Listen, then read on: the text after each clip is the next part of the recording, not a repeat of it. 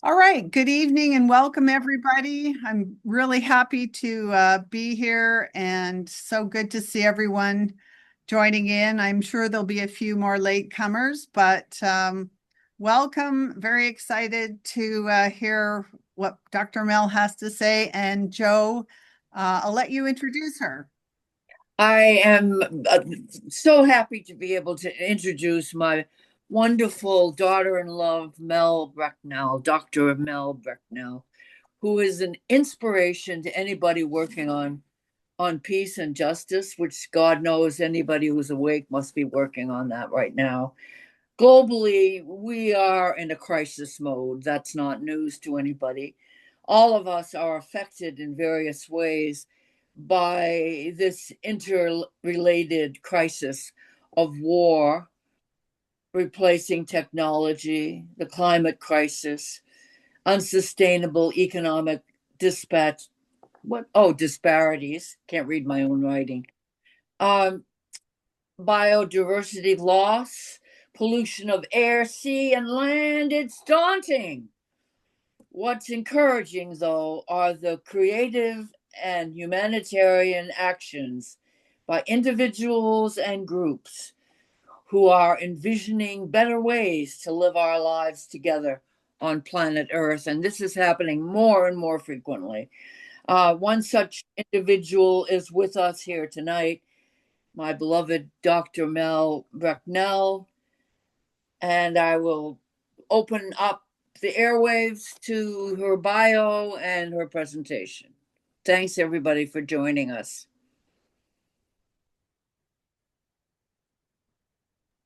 Thank you very much, Joe. Mel, would you like to introduce yourself? It's Thank you, a Zoom. Joe. The Zoom. Thank you, Joe. Thank you, Mickey, and thank you for everyone else who's joined us. So yeah, as Joe rightly said, I'm a doctor. Disclaimer: I happen to be Joe's daughter-in-law, so she might be slightly biased with her introduction. And I'm a British doctor, but I've been living in Canada for the last 18 years, married to Joe's daughter. And I have been to quite a number of war zones. I kind of think I specialize now in humanitarian medicine, and I'm particularly attracted to go to conflict zones, places that maybe other doctors might not be so willing to go to. Most recently, I was in Ukraine when that war started, and I've just returned from my fourth mission to Gaza since the genocide started in 2023.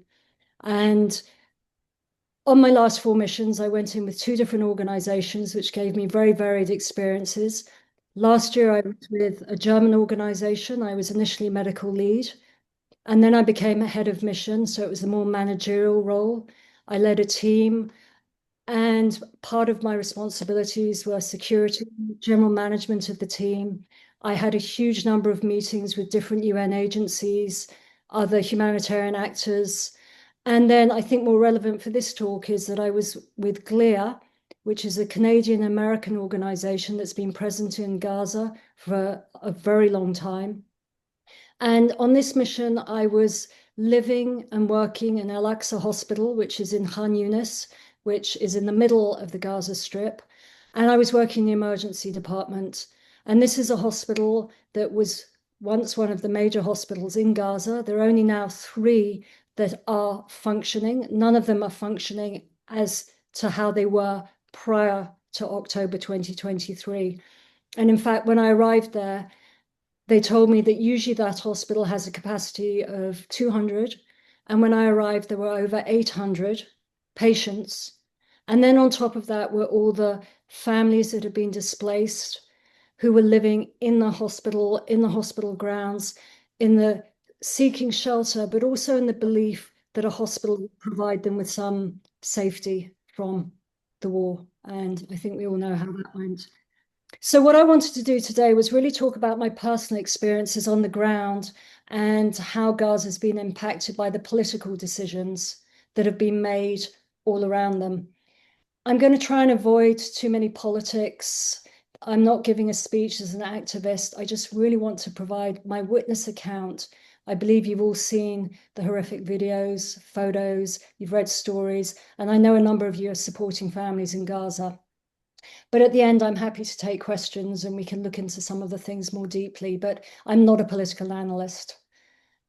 So I'd just like to ask if Mickey, can you just start by showing the video? This aired on City TV. It was filmed whilst I was still in Gaza, and it was shown a couple of weeks ago, so just after I returned. And I think here the journalist Cynthia, who is a friend, was trying to humanize the Palestinians, to try and reduce this tendency to turn them into numbers. And I think she did an excellent job. I will say that whilst I was in Gaza, this recent time, I was living in Al-Aqsa, and there's a very large press tent next to the hospital. And I went there regularly to talk to the journalists. And it was a very humbling experience. They're working 24 hours a day to feed coverage to the world. And I'll talk a little bit more later about the targeting of journalists, but they couldn't have been more helpful, providing lighting, microphones, stable internet connection, so people like Cynthia could interview me. We are going to introduce you now to an international humanitarian doctor who lives here in Toronto, but she has been on the ground in Gaza trying to support local doctors. It is her fourth time there since the war broke out. Full disclosure, she is a personal friend. You'll meet her in a moment, but first, let me show you some of the patients she has met. And she has sent us images from inside the hospital. A warning, they are disturbing. My name is Muhammad. Mohammed is 10 years old. It's closed. There is hardly any food, yet he wants to share what he has. 2 months ago, Mohammed was shot in the head from a drone while playing in the street. He's learning to walk again with a quiet determination and a smile so beautiful it hurts. And then there is 16-year-old Mahmoud before. And now. He was shot in the abdomen at a food distribution site. He's malnourished and paralyzed. His family sleeps on the floor beside his bed. They are the ones who give him physio. There are no therapists. You are seeing the best and the worst of humanity there. Yes. It's sometimes hard to still believe in humanity when we witness what we witness. Dr Mel Brecknell is volunteering with a Canadian medical nonprofit called GLIA that works under the umbrella of the World Health Organization. She is at one of the few hospitals still operating in Gaza. Barely. Much needed aid has not arrived. Most of the time we have no soap to wash our hands. And when we do wash our hands, we have nothing to dry them on. We're missing gloves. We're missing masks. We don't have alcohol. Those are the basics that we need. We don't have enough syringes. We are desperately lacking on so many life-saving medications. And we have watched children, adults, neonates dying from lack of medication. There is no morphine or fentanyl for pain in the ER, and there is no medication to help heart attack or cancer patients. And we have no way of treating them. So very often we make a diagnosis and just have to leave them. After 2 years of war, there is nothing left but rubble. Gaza's infrastructure is gone. There's no sewage, there's no electricity, there's no water supply. Desalination plants have all been decimated. So when you drive through, it's utter disbelief. And the only thing I can think of in my mind, if this were a movie set, you would tell whoever creates movie sets, it was too much, that it was exaggerated. You've worked in war zones around the world. You've been in some of the worst places in the world at the worst times. You've been in Iraq during the war. You've been in Ukraine during the war. Does anything compare to what you're seeing here? No. And one of the things, and this hit me the first time I came here, was that everywhere else I've been, people can flee. So in Iraq or in Ukraine, they could try and flee to a safe space. There's nowhere for them to run to. I see a lovely young boy right behind you, sort of waving at the camera. It's unbelievable. Every single person here has been touched by the war. The estimate is that 1 in 10 of the people of Gaza have actually been injured, and not talking about the deaths. But yet, everybody welcomes us with a smile. But there is also desperation. This woman is trying to get treatment outside of Gaza for her 4-year-old daughter who has a heart condition. Help me, baby, Binti, help me. We're hopeless. Dr. Brecknell tells me that not only is there a desperate need for medical supplies, they also need specialized surgeons who could treat patients like that mother's little girl. But it is very difficult for international doctors to get permission to cross the border into Gaza. She says many are turned away.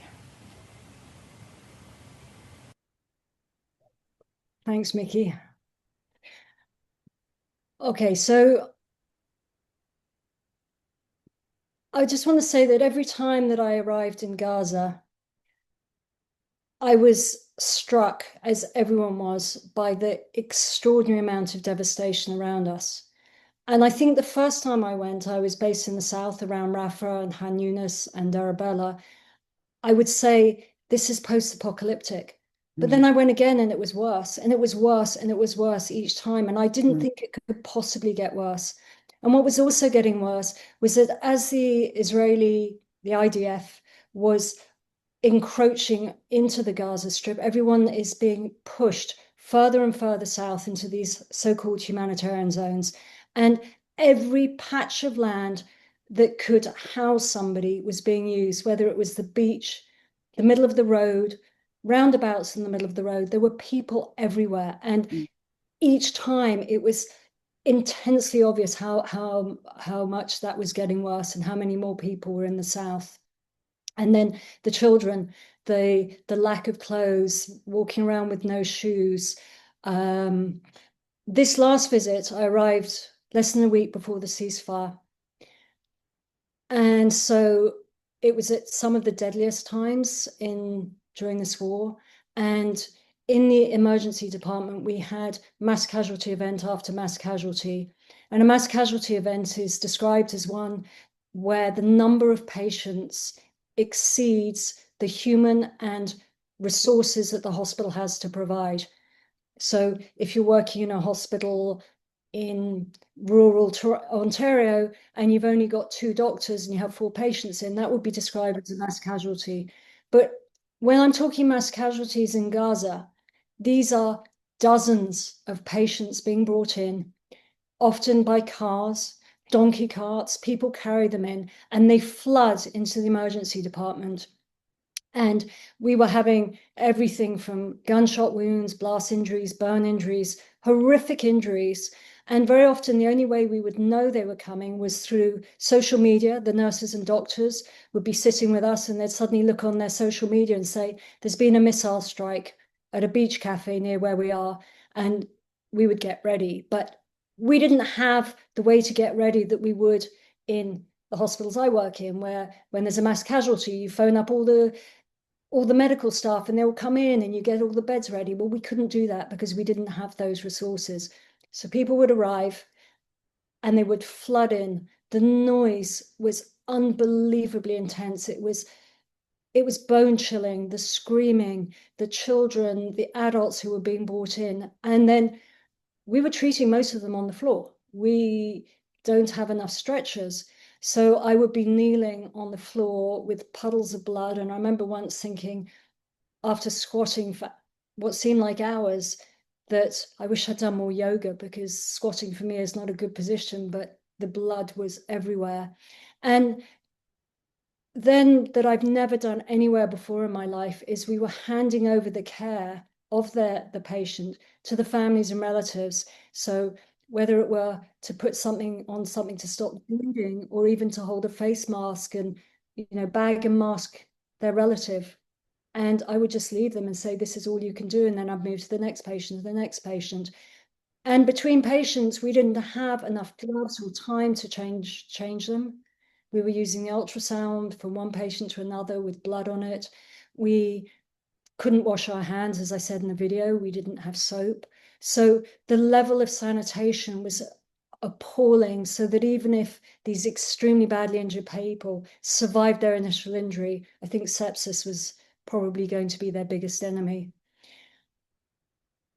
And the other thing that we all saw was a pattern of injury. And I think sometimes we get caught up in anecdotes. So we hear one doctor saying this and then we pick up on it. But I personally witnessed it. And that was that there was a pattern of targeting of people. So it seemed that, for example, on a Monday, that the sniper shots, whether it was from a gun or a drone, were all in the heads. And then on the Tuesday, it was in the genitals. And then on the Wednesday, it might have been the abdomen. And these patterns were recurring. And I spoke to radiology about it in the hospital I worked at. And they actually have provided us with documentary evidence of these films that we are going to present to international criminal courts, because I think it's very easy, and we've all heard stories, but sometimes hyperbole sits in. But when we know they're true, we have to actually find the evidence. So this was a horrific thing that a lot of us witnessed. And then the ceasefire. So I was there for the ceasefire, this ceasefire. It was met with initial jubilation. Arabic countries love to shoot guns into the air when they're celebrating, when they're mourning. There was an awful lot of gunfire. I have to say that what goes up actually does come down. So unfortunately, we saw people who received a bullet that had been shot up. And we as a group, we actually went to the beach, and that was something that we'd all wanted to do since the first time we went to Gaza. It's beautiful white sand, sparkling blue sea. Unfortunately, if you look behind you or to either side, there were just thousands of people living on the beach. And when I was on the beach, I met a lot of children who were happy to see us. They were celebrating the ceasefire. And then I met this man, and he gave me just spontaneously, he said this to me, and I was able to record it. So, Mickey, are you able to share the screen? You should be able to share from your screen. I've set it up that Oh, way. you've set it up. Okay, so Yeah. share.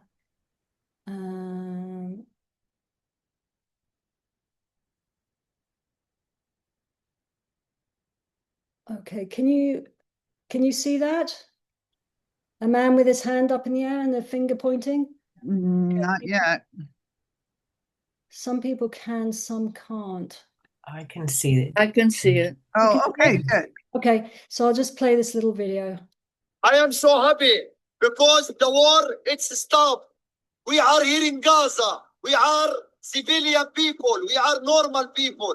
We needed normal life, like any person for this war.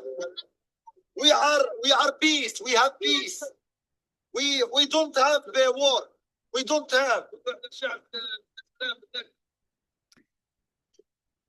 So that was just a spontaneous little clip, and that was a lot of happy people. Shortly after going to the beach, I went back to the hospital, and I started talking to colleagues, my Palestinian drivers, the people who supported our teams, and they reminded me that there had been multiple ceasefires, pauses in fighting since October 2023. And that there are no guarantees. And we all know that when there are these ceasefires, they're violated numerous times and killing still continues. What they all said to me was they no longer were going to go to bed fearing that they or their families wouldn't wake up in the morning, that the chances of being shot in their tents was a lot less than prior to the ceasefire. But they also now had to face their future. And this was something I think most people were just putting to one side because they were just trying to survive day to day. And as we know, most of them have no homes. I think over 90% of homes have been destroyed. They've all had personal tragedies. Everybody knows somebody who's been killed, if not multiple people, the injuries. They have to face that trauma. Then they have to look to their future. How are they going to survive? They don't want to leave Gaza. That is their home. It's their homeland. But there is nothing left. So they had to face that. Then they had to face the fact that there's still no food or the food that is coming in is extremely expensive on the markets. The price came down quite quickly after the ceasefire, but it was still multiple times higher than prior to the war. And they don't have money. For every one of those shelters you see placed somewhere, they have to pay upwards of $1,000 rent to pay for their to live in the shelter. They're not earning money. They have no jobs. The doctors, nurses, the people in the hospitals are working for no salaries. So they have to face the fact they have no money. And then even the food they do get given, it's not nutritious. It's rice, it's bread, it's falafels. People don't survive on that. Children can't survive on that. And a lot of the stuff they have to be able to cook, but there's no fuel getting in. They've already burnt every piece of paper or wood that they can find. So there were many, many things that they had to suddenly start thinking about at the beginning of the ceasefire. So the jubilation was there, but then there was a realization that came quite quickly behind it. And then the medical teams that I was working with, extraordinary human beings who greeted us with such graciousness, with love almost, that we were there to support them. But they were exhausted. They'd had over 2 years of facing what I'd only faced over a week before the ceasefire. They've all been displaced multiple times. They've all had multiple family members and friends injured or killed. As I said, they're not receiving a salary. And most of them know people that have been abducted. They know that health workers, along with journalists, are Israel's #1 public enemy in Gaza. Over 1,500 healthcare workers have been killed. At least 150 are still in captivity in Israel with no charges laid. And the reports, and I have met people, so again, this is not anecdotal, they have been raped and tortured and starved. And then there are those who've just disappeared. They just don't know where they are. Just before I got to Gaza this time at Nasser Hospital, which is the hospital in Gaza City that has been bombed a number of times, but is still functioning, barely, the doctors all received text messages telling them to hand themselves in to the IDF. As I mentioned before, the press tent, it was a place that I used to go to. I'm married to a journalist. I believe I have a particular affinity for journalists. I was in deep admiration for the work they did. But over 480 journalists and media workers have been killed. So every time I went in there, I was at risk. And they were at risk. And this is something that you just don't, you just can't get your head around. The lack of supplies, I talked about that a little bit in the video with Cynthia. Over 80% of essential medicines are out of stock. Out of stock, there aren't any. There's no insulin. So the diabetics are not getting their diabetic medication. People with cancers are not getting cancer therapy. Any chronic illness, high blood pressure, people don't have those medications. So during the period after the ceasefire, we were getting less direct war trauma, but we were getting all these patients who were coming in with chronic illnesses that we actually couldn't treat.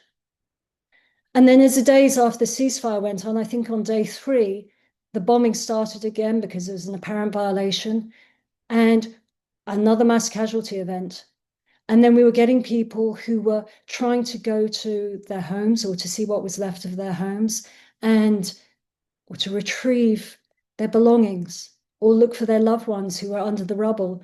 And if they crossed this imaginary yellow line, and this was a line that was set up during the ceasefire, which covered more than 50% of the Gaza Strip.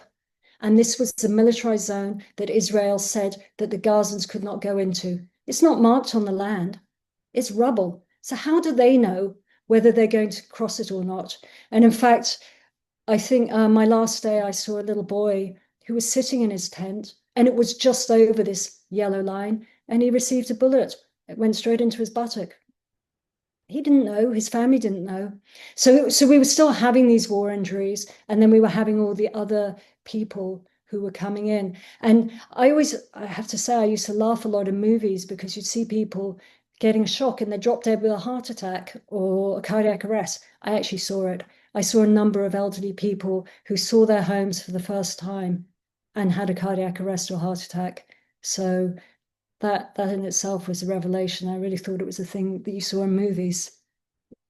And then the other thing that I was really struck me was that now people are going back to their homes, the rubble. There was a huge number of what we call unexploded ordnance, which is military hardware, bombs, missiles, bullets that haven't exploded. And the UN estimate that up to 10% of what was dropped on Israel hasn't exploded, so it's still live. And a lot of the big missiles actually penetrate into the ground, so they're deep in the ground. And people are scavenging again under the rubble. They're looking for household items, they're looking for bodies, they're looking for food, they're looking for anything. And since the ceasefire, at least 328 people have been killed from these unexploded ordnance. And something that we talked about a lot was heavy machinery is desperately needed to clear the rubble, but also to clear these UXOs, they're called, but they're not allowed in. The only heavy machinery that was allowed in was that was being let in to search for body parts for the Israeli hostages, but not to look for Palestinians or their body parts or to remove the UXOs.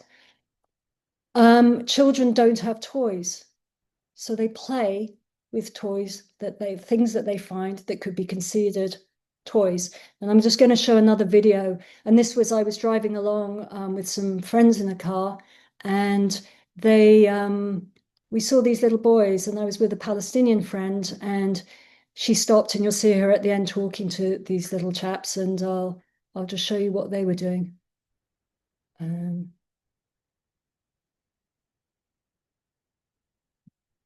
طب انتوا ايش عرفكم انه هدول هيك بنعملوا؟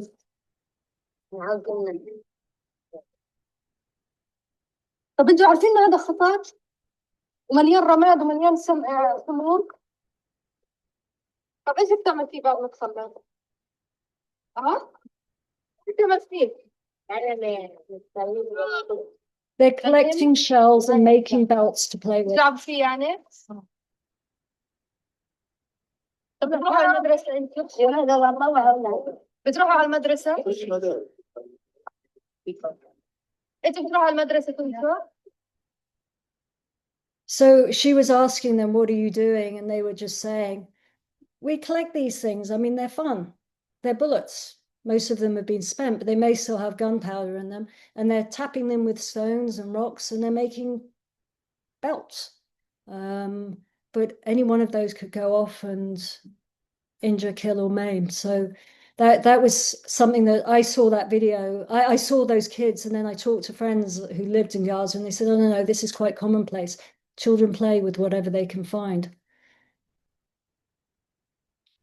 So I think one of the biggest challenges that humanitarians are facing right now is getting aid in.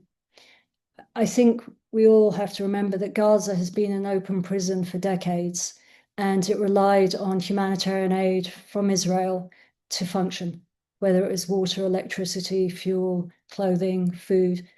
And so before October, they were getting 500 to 600 trucks in a day, and these came in at multiple crossings through the Gaza Strip. When I first went in, we came in through Egypt, the Rafah crossing, and then from May of last year, that was blown up. So the only crossing now open is the one that comes in through Israel. And I've been to both crossings, and there are thousands and thousands of trucks lined up in Egypt and Jordan, waiting to be allowed in with food, medicines, shelter materials, school supplies. Whatever you can think of is in these pallets on the trucks. The UN has said that to save lives, they need 1,000 trucks a day. At the moment, between 1 and 2 or maybe 300 trucks are being allowed in. But not only are they being banned, but sometimes when they go in, if they're not wrapped adequately, so for some reason the cellophane wrap around them is ripped, they'll just say no, they're not allowing them in. And then they are incredibly restricted on what they can bring in. So they have this expression, dual use. And there's a massive list of what they consider dual use. And dual use means that the Israelis believe that this could be put to military use. And that includes things like oxygen cylinders, generators, spare parts for engines, for cars, spare parts to get hospital equipment running. It's all banned. Tent posts, they will not allow in metal tent posts. And because there's such a shortage of fuel, people were burning their wooden posts to hold up their shelters, but they're not allowed in metal ones. And I'll just show you again another video, just so you can see I have a short video I took of the trucks that are lined up, because it was astounding to see how many are sitting there at the border.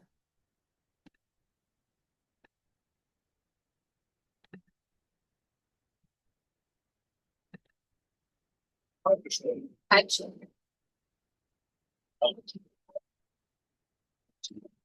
They're not parking all the way up.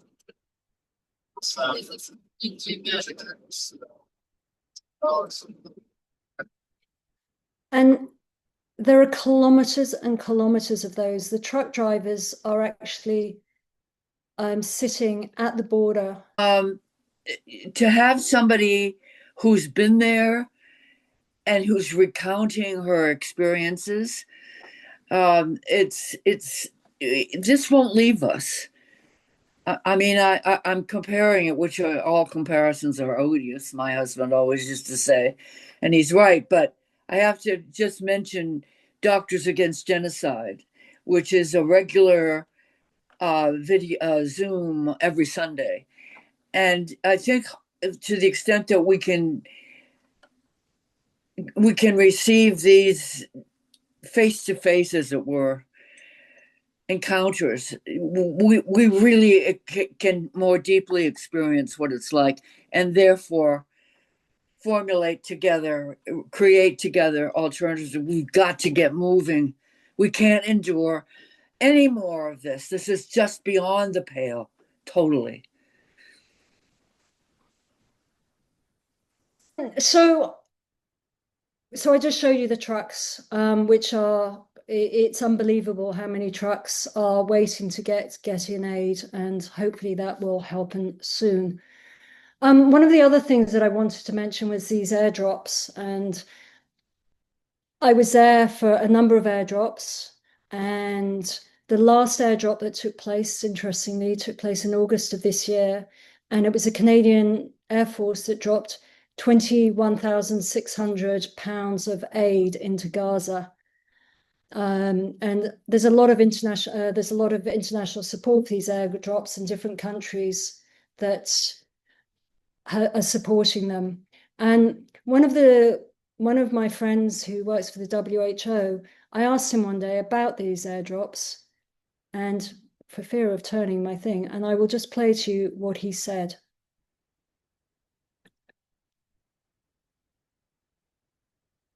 I saw like 3 airplanes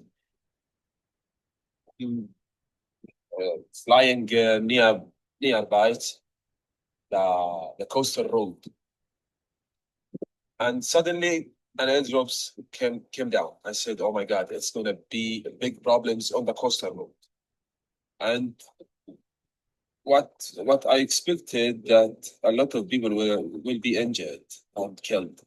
Exactly, 3 dead people. This shit is just for social media, just for media. It's not helping anyone.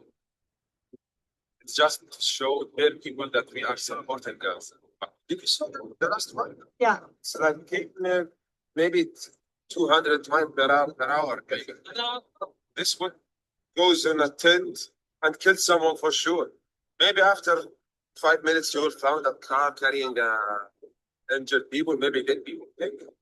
Just wait a second. You will see. And what is in the airdrops is literally shit. It's like ready meals. You can even smell like shit. It tastes like shit. Nothing.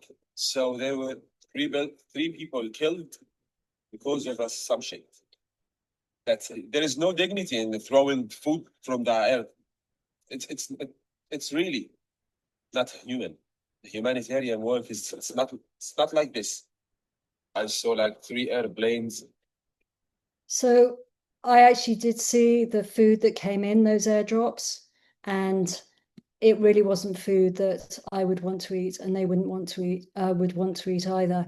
And you've got to remember that the population's starving. So when they see the planes going across and then the parachutes coming out, and it was a little bit quick, but one of those parachutes didn't deploy and it literally just dropped in its pallet of very, very heavy supplies.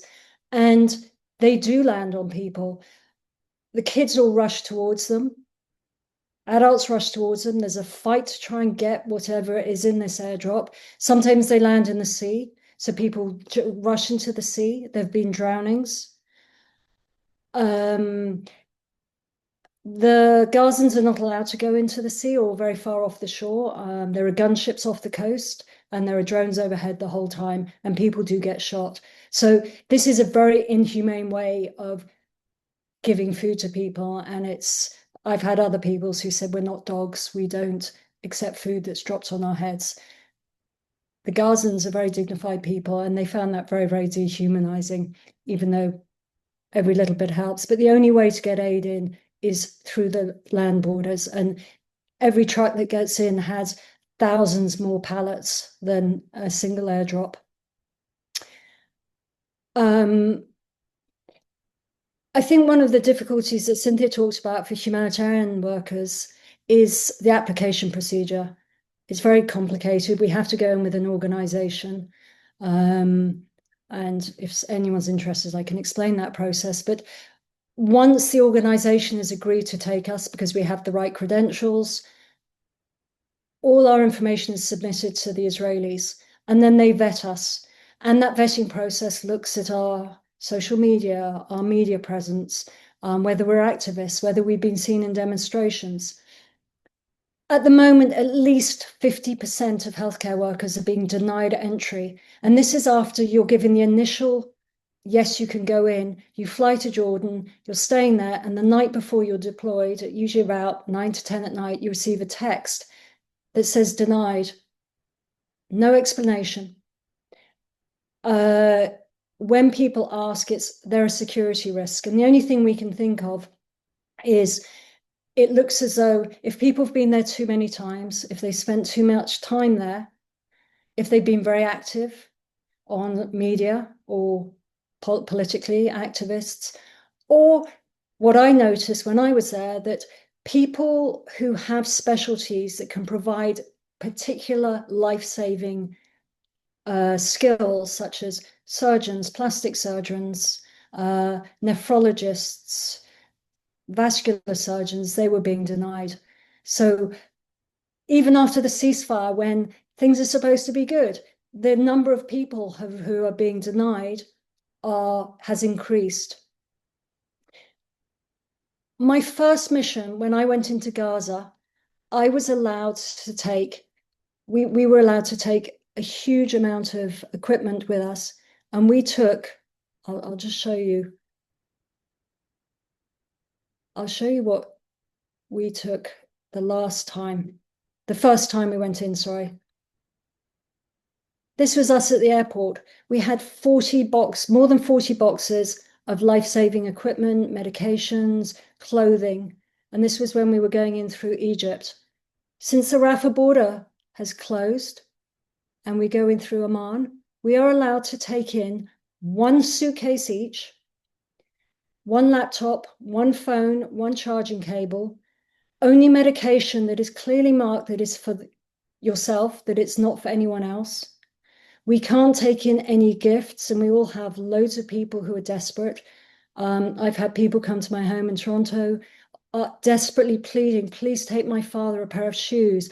Can you take in vitamins for kids? Can you do this? Can you take in chocolates? Clothing, we're not allowed to take it in. And in this single suitcase, we have to be able to carry enough food for ourselves for maybe a month, 2 months, 3 months, however long we're there, our own personal belongings. And they go through your suitcases. Not everyone's. It's a little bit ad hoc. It depends on the day. It depends on how the soldiers are feeling at the borders. But if they find stuff that is on the list as not being allowed in, it will be confiscated. And if at worst, you will be denied. And sometimes it's not just the individual who's denied, but the entire organization. And the other thing that they've changed, when I was first going in, I think we were allowed about $8,000 each to take with us. It's now $300.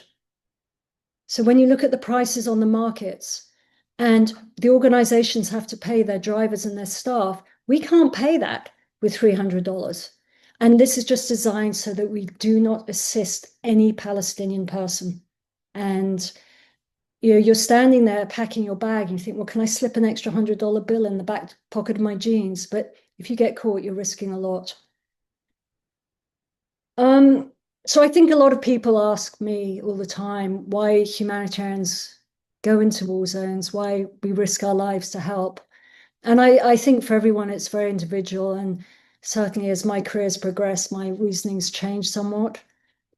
But no, not one of us would deny that the joy in working with the Palestinians is extraordinary. Everyone has the ability to laugh. They smile. The generosity that they offer us is humbling. They all want to share whatever little food they have. We forge friendships amongst ourselves with the local teams, friendships that you would never, ever make in your own life. It's like summer camp. Kids go to summer camp, but this is far, far more intense. And then we all feel intensely privileged. I'm lucky I have something to give. I'm a doctor. I have experience in emergency medicine. And there are so many other people who wish they could help by going in. So I feel very privileged each time I go in. And when I'm there, it's indescribable how alive I feel. Every second of the day, I feel that I'm giving something and getting far more back from the people than I'm able to give. And even at times in the hospital where I would diagnose someone with a heart attack and I couldn't treat it. And I think, why am I even here? I'm not needed. The smile that that person gave me, the warmth that I got back from the medical teams was that you care. You've come here. You're showing support, solidarity with us. And that actually means more to us than whether you can perform life-saving surgery. And then the other thing is that we are all able to bear witness and provide testimony. Humanitarian workers are the only people who are being allowed into Gaza. Western journalists still can't go in. So we come back with huge amounts of photographs, videos, eyewitness accounts. Each one of us has to make a decision at what point we're going to share these, because the more vocal we are, the greater the chance that if we want to go back, we won't be allowed. I've spoken to criminal courts, international criminal courts. They were very respectful of this. They said, we can keep you anonymous until you tell us that you're not going back, and then we'll share your evidence with people. So I think that's also a very important role. And I know a lot of you have listened to talks with a lot of very outspoken doctors who've been into Gaza, nurses, activists who are providing testimony. I think it's crucial because we are the only people now, until journalists are allowed in. And obviously the Palestinians are live streaming everything, but the world we live in, they want to see people that look like me telling them what's going on there. And I mentioned to you the smiles, and I think I just want to show you just a little compilation of what kind of thing I'm talking about.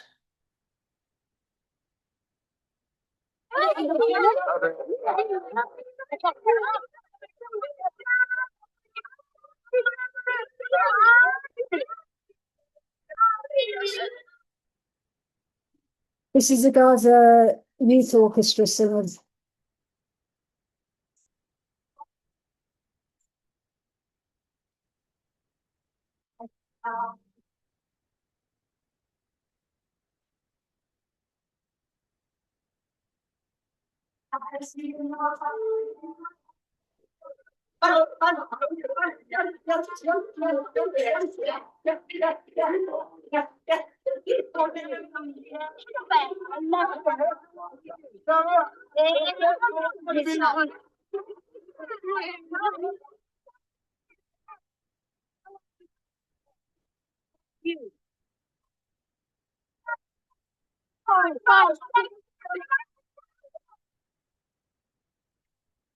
I think there's a lot of joy amongst the utter despair and misery. And then also, I just wanted to say, you remember that little boy, Mahmoud, the one who was shot in the head, and he was learning to walk again. Well, shortly before I left, he and his mother came up to visit me in my accommodation, and this is him. He's going home to whatever home he has.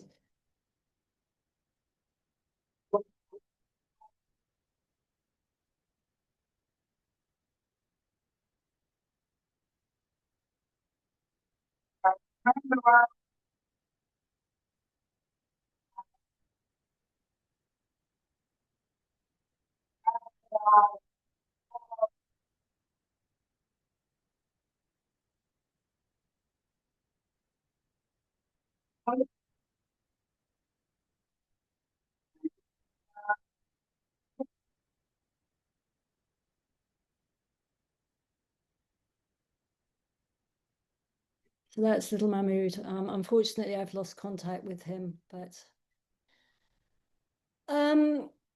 so I think the question is, what can people do who don't have the ability to go into Gaza? And I think it's what most of you are already doing. And that is making sure that people don't think that just because a ceasefire was announced and that Trump has put forward this 20-point proposition, there is no peace in Gaza. The killings are still continuing daily. The genocide is continuing, whether it's just starving people or preventing them from having shelter, especially with winter coming, not having medicine. Apartheid and ethnic cleansing is continuing. I don't know how many of you've read about these recent secretive flights into South Africa with Gazans who didn't even know where they were going. This is creating a diaspora. The Palestinians don't want to leave. They want their homes to be rebuilt. And yes, it's nice to get them out, but we're not giving them the autonomy to decide for themselves. And then the other issue is, of course, the one of self-determination and the realization of a Palestinian state. It's great that the Canadian, the UK, and other governments have said, oh, we'll recognize Palestine, but it doesn't look like we're getting any closer. So I think everyone needs to carry on with what you're doing, the fighting, the demanding for justice, writing letters. Every Palestinian I know is on social media and they see what you're doing. I was at a dinner in Amman, and the woman who set up Doctors Against Genocide was there, and I had the privilege of having dinner with her. And I told her about Joe and the Peterborough movement, and she was unbelievably thrilled that my ex-year-old mother-in-law was such an advocate and such a supporter of them. And she gave me a little badge and said, next time you see Joe, please make sure you give it to her, and maybe she can talk to me one day. So I think, just please carry on doing what you're doing. The Gazans haven't given up. And so I think we would be doing them an injustice to give up. And this is a little bit of what I want to show you how they haven't given up.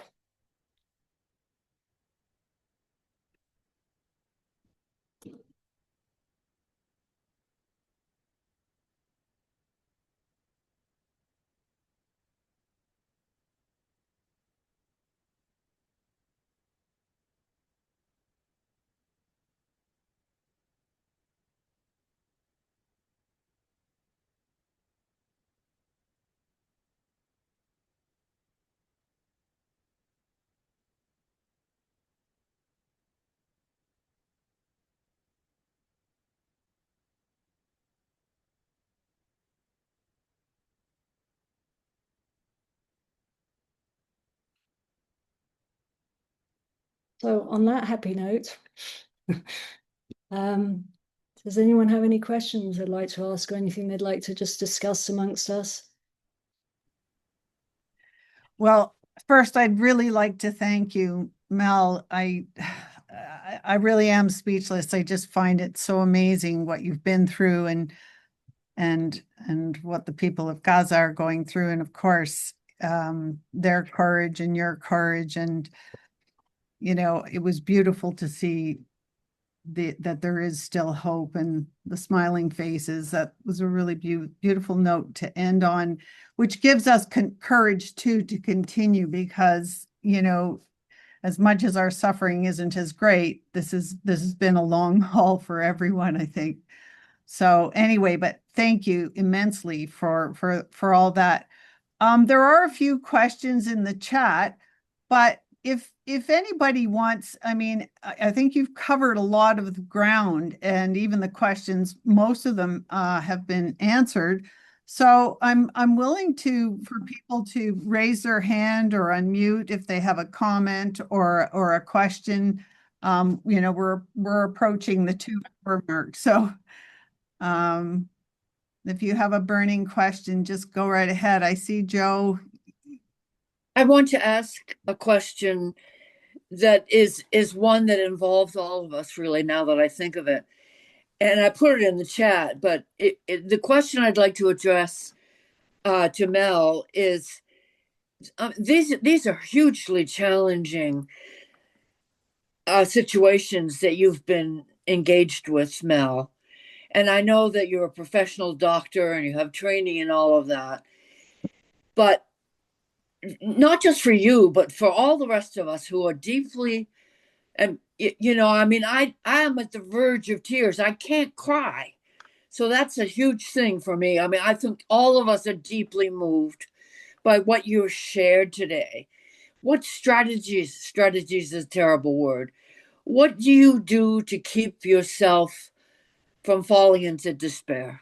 Do you have any practices that you can recommend?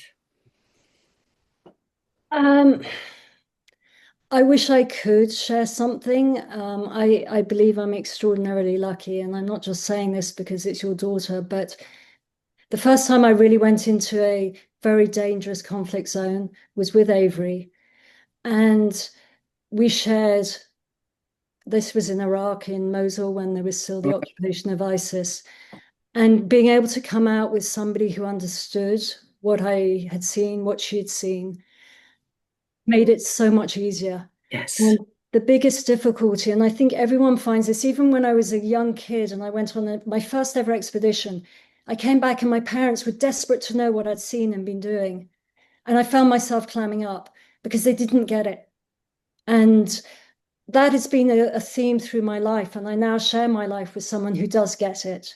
Mm-hmm. And having internet whilst I'm there means that I can talk about it all the way through.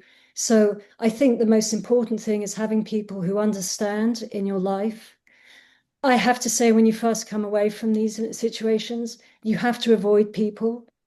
I tend to seal myself off a little bit because I can't explain it. And if people don't get it, I can't make them change their minds. And then I get angry and then I get sad. And then I stay in touch with all the Palestinians and I'm regularly texting them. And if they can still survive and they're living there and I'm back in my beautiful home in Toronto with the heating on and all the wonderful things I have around me, I just feel I have absolutely no right to sink into a deep depression. Sure, it gets me at times, but yeah, I think that's really how I do it. Thank you. I have a message here from Yiping, who has been on the call. He just had to leave, but he says, lovely to see you again, Mel. Thank you for your testimony and work on the ground in Gaza. Keep going. We need your voice and advocacy. He's an extraordinary man. Yes. I feel very humbled when I meet him because he's much more of an activist. I wish I could be like him, but he's a great man. So thank you for that, Yipeng. I'll text him and say thank you. Another message here is about Oh, we do have Tammy. Would you like to ask a question there? You've got your hand up. I just noticed. Hi, thanks. Yes, if that's okay. It'll be a quick question.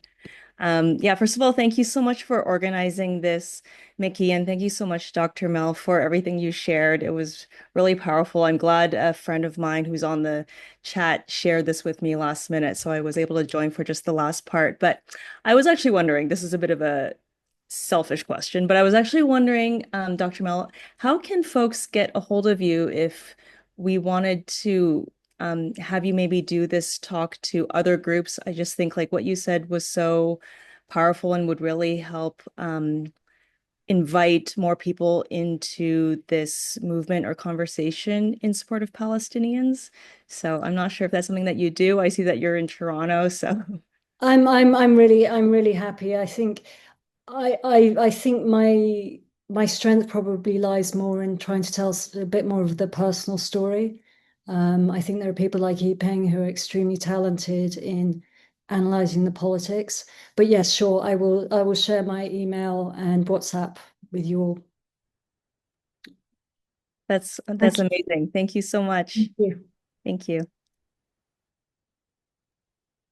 I'm just going to mention there's a few other things in the chat about someone mentions MP Jenny Kwan's superb speech for her second reading of the No More Loopholes Act, which is about the arms embargo closing the loopholes so Canada can no longer send arms to Israel through the United States. And that, I guess, is not just in reference to what happens in Gaza, but those weapons go all over and they're used for horrible things. And we should have some kind of accountability for that. So just as passing on that bit of information, I'm just trying to see if there's other. They talk about, and there's someone here in the chat. If you look at it, there's the Doctors Against Genocide webinars every Sunday noon, and you can hear Palestinian voices there. Certainly, this has been very, very powerful, and I'm going to just see if anyone else has anything that they really need to share, and then I think, respecting your time, we should probably wrap things up. Is there anyone else who has something they would really, really like to share? I would just like to say if anyone does want to reach out to me privately about anything, about any organizations or anyone that they might want to support, there are so many and they all have different special focuses of interest. So if anyone does have any one thing, hi, Peng, I will happily give them some names and tell them about organizations who are on the ground. Okay, thank you. And you can always reach out to the coalition email and we can put you in touch with Mel that way. Yiping, would you like to say something? It's nice to see you there. Yeah, nice to see you. I'm glad I could join and listen in. It's so good to see you, Mel. Yeah, I think I just wanted to say, like, you don't have to be an expert on the politics or even the historical context to know that what is happening is wrong. And I think everyone has a role to kind of like denounce what is happening, to say that, Canadian weapons and arms parts should not be going to Israel to commit these crimes of genocide in Gaza. And so like your voice is so incredibly important, your testimony is so incredibly important, Mel, but everyone on this call, like like you are the people of conscience, right?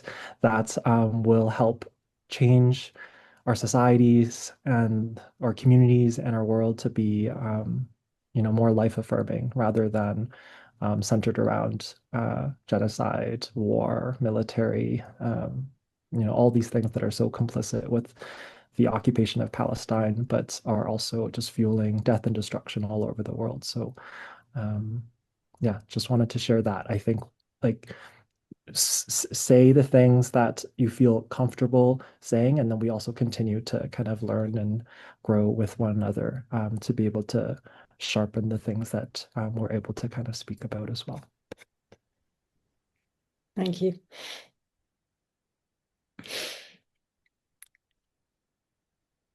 But yeah, if anyone else wants to ask me something, please contact me, and I'll happily discuss. And please just keep a close eye on this recent UN vote, which I think EPEN can talk more. But remember, there's no Palestinian voice in what has just been decided, and we've got to keep advocating for the Palestinians to be able to determine their future.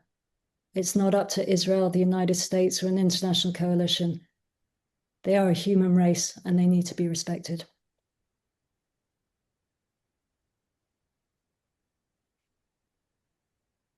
Okay, I'll say thank you very much to everyone for coming and listening. Sorry about my computer glitch in the middle there. Mickey, thank you for organizing it. And Joe, you were the instigator of this, so big thanks to you as well. Yes. Thank you so much, Mel. Thank you so much, Mel. It's Yeah. really, really important. Fabulous. Thank you to everyone. To Mel, what you've pulled together, to all of us, let's pull together ourselves and change things. We can't live like this. This is not possible.